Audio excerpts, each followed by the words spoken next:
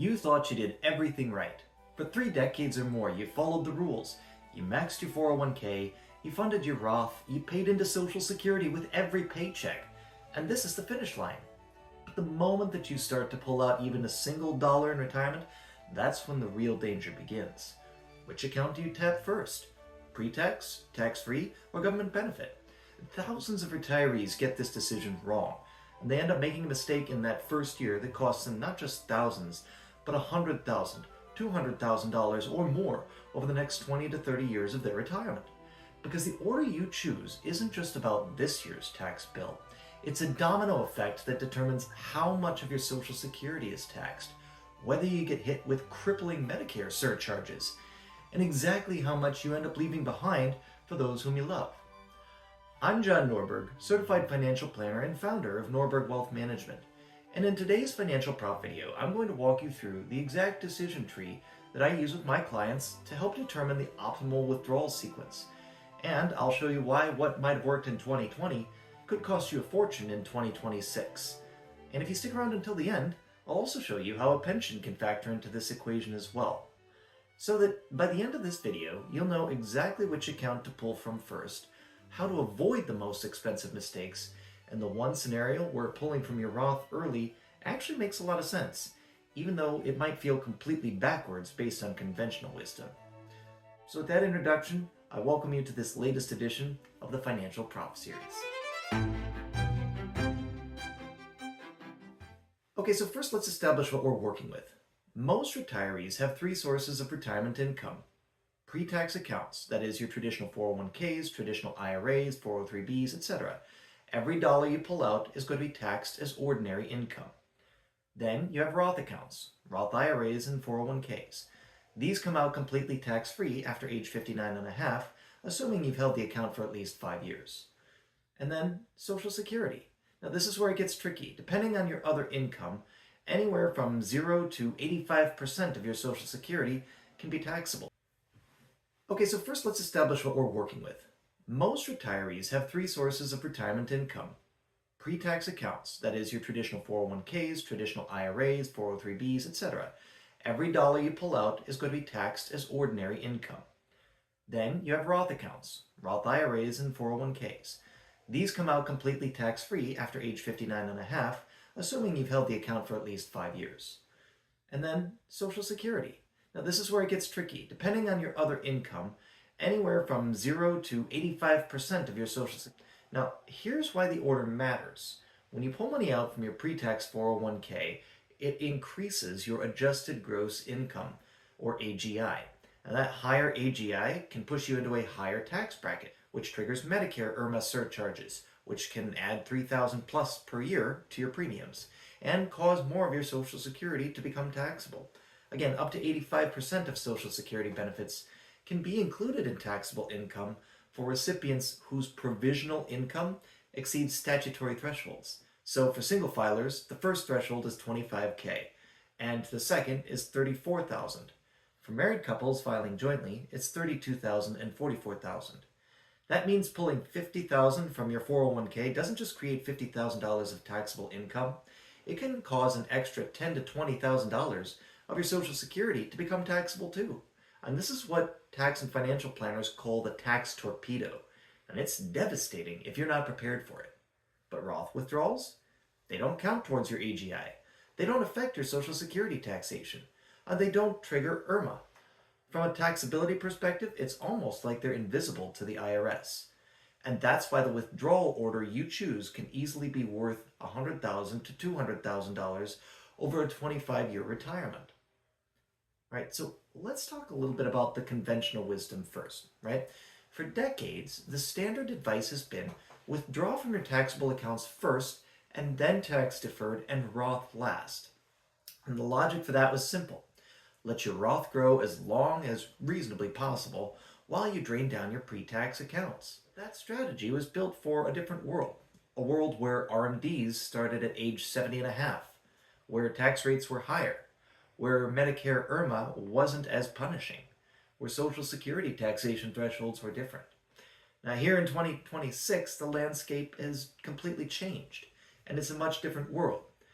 RMDs, or required minimum distributions, of course, now begin at age 73 for individuals who were born in 1951 or later, which gives you more time before forced withdrawals kick in. And that age is also scheduled to increase to age 75 in 2033. Now, in addition, Roth 401k plans are no longer subject to RMDs during the account holder's lifetime. This is a major shift from the old rules. But here's the problem. If you follow the old playbook and drain your 401k first, you're stacking massive taxable income in your 60s and early 70s. Then, when RMDs hit at age 73, you're forced to take even larger distributions on top of Social Security that's already 85% taxable. And you're going to end up in what I call the tax compression trap, where all of your retirement income hits in a narrow window at the highest possible tax rates at the time. The better strategy? Strategic diversification of distributions. You blend withdrawals from different buckets to manage your taxable income year by year, keeping yourself in the lowest possible bracket while maximizing tax-free growth. So let me show you how this works with a few real examples.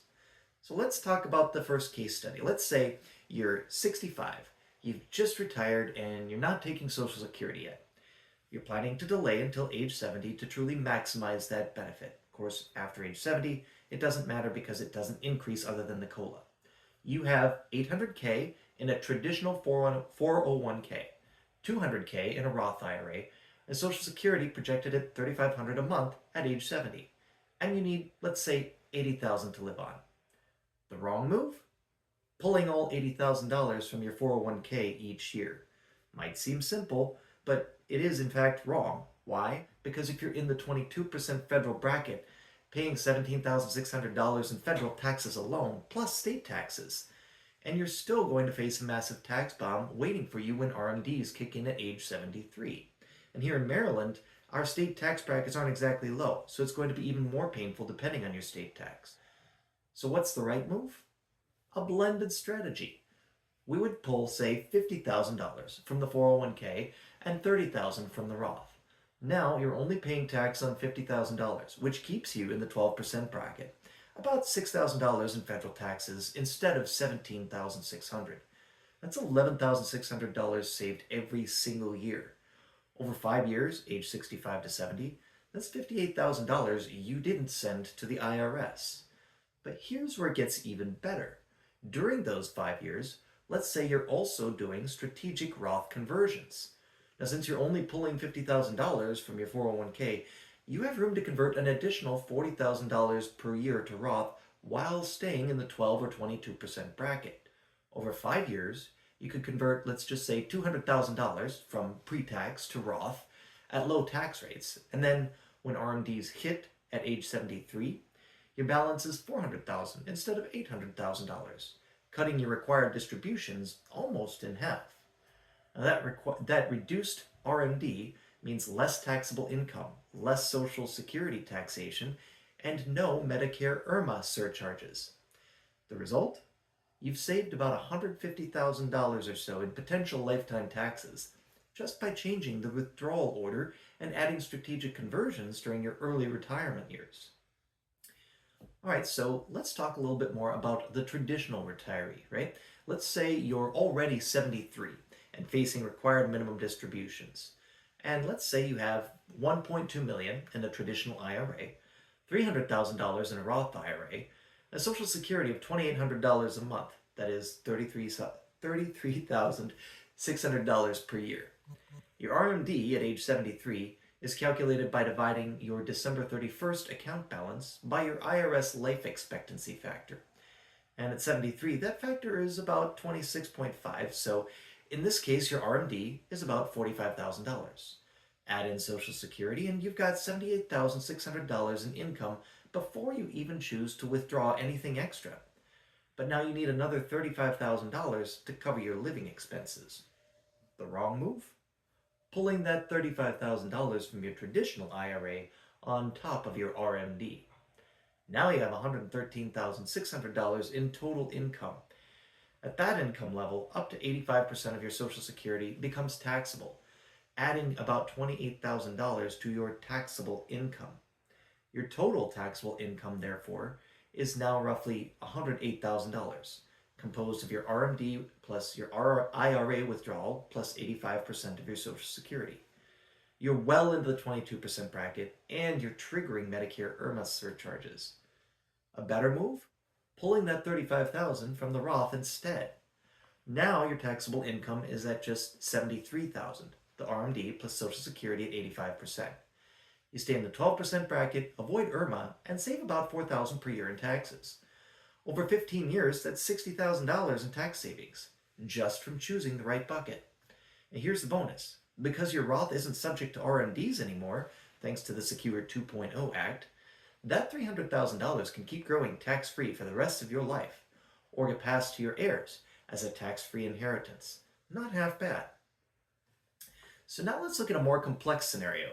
A married couple, both 68, with substantial assets. They've worked hard and they've saved hard. They've got $2.5 million in traditional 401ks, $500,000 in Roth IRAs, and combined Social Security of $75,000 a year. They also have a pension of $30,000 a year. Now they need $150,000 per year to maintain their lifestyle. Here's the math. They're already getting $105,000 from Social Security and the pension. They're going to need another $45,000. The wrong move, you might have guessed it, would be pulling $45,000 from the 401k.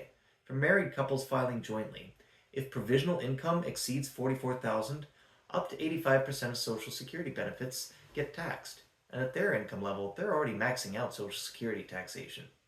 Adding $45,000 from the 401k pushes their total taxable income to around $158K.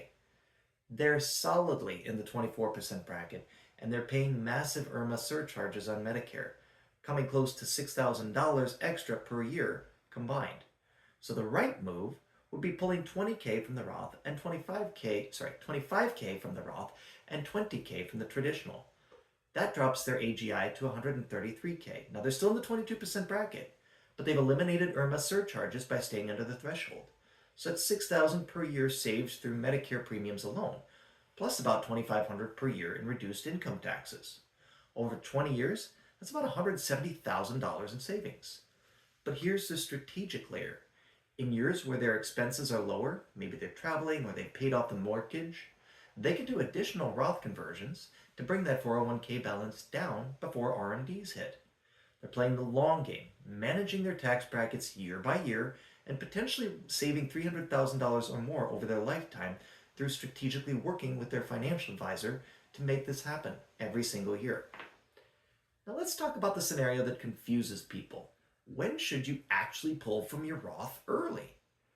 Even though conventional wisdom says that you should save it for last, there are a few situations where tapping your Roth makes strategic sense. Number one, you're already in a low tax bracket and you want to stay there. So if you're pulling just enough from your 401k to fill up the 12% bracket and you need more income, pull from Roth. Don't bump yourself up into the 22% bracket just because Roth should be saved for later. Number two, you're approaching Medicare enrollment and you want to avoid IRMAA. In the 2 years before you turn 65, your income determines your Medicare premiums.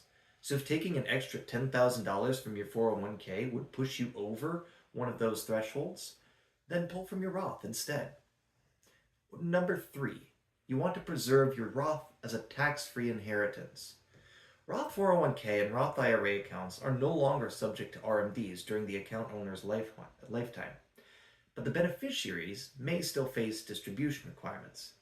If your goal is to pass Roth assets to heirs, use your pre-tax accounts for living expenses, and then just preserve the Roth for your legacy.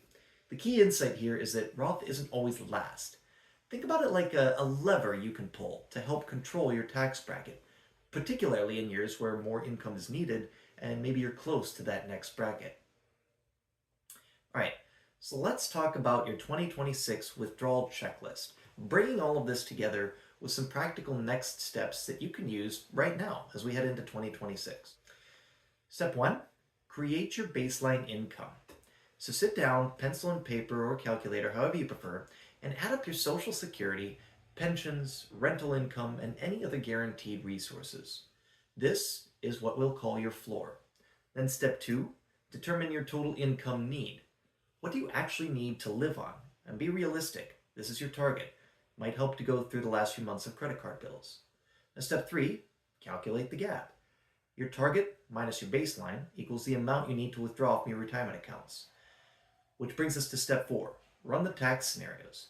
Model pulling that gap amount from all pre-tax, all Roth, a 50-50 blend, a 70-30 blend, etc. And see which keeps you in the lowest tax bracket, avoids triggering the 85% Social Security taxation, and avoids IRMAA. And then step 5, looking ahead, consider future RMDs. If you're not 73 yet, project what your RMD will be when it kicks in. If it's going to be massive, you might want to start doing Roth conversions or considering qualified charitable distributions or other strategies. Step 6, reassess annually. Your income, your situation, they change every year. Maybe you have a high expense year, medical bills, a new roof, and so you pull more from Roth. But maybe it's a low expense year and you can convert more to Roth instead. The key is it's dynamic, and having a plan is going to make it all work. So here's the bottom line. The order you withdraw from your accounts in 2026 and beyond can be worth 6 figures over your retirement. The old playbook, to drain pre-tax first, save Roth for last, just doesn't work anymore. Not with RMDs starting at 73, not with Roth 401ks exempt from RMDs, and not with Social Security taxation and Medicare IRMAA creating brutal penalty zones. The winning strategy is dynamic, strategic, and tailored to your specific situation. You blend withdrawals from different buckets, you manage your taxable income year by year, you do Roth conversions in low tax years, and always run the numbers before making a move. And yes, this is a bit of a selfish plug, but it's worth it to work with a professional on this. If you want to see exactly how this applies to your situation, your specific numbers, income, etc., I'm offering a free personalized retirement plan video that walks through your numbers and shows you where you might want to make changes. No meeting, no contracts to sign, it's 100% free. And all you have to do is click the link below in the description to get your personalized video. Because retirement isn't about how much you've saved, it's about how much you get to keep and what you do with it. So with that, I'm John Norberg. Thanks for watching, and I'll see you out there.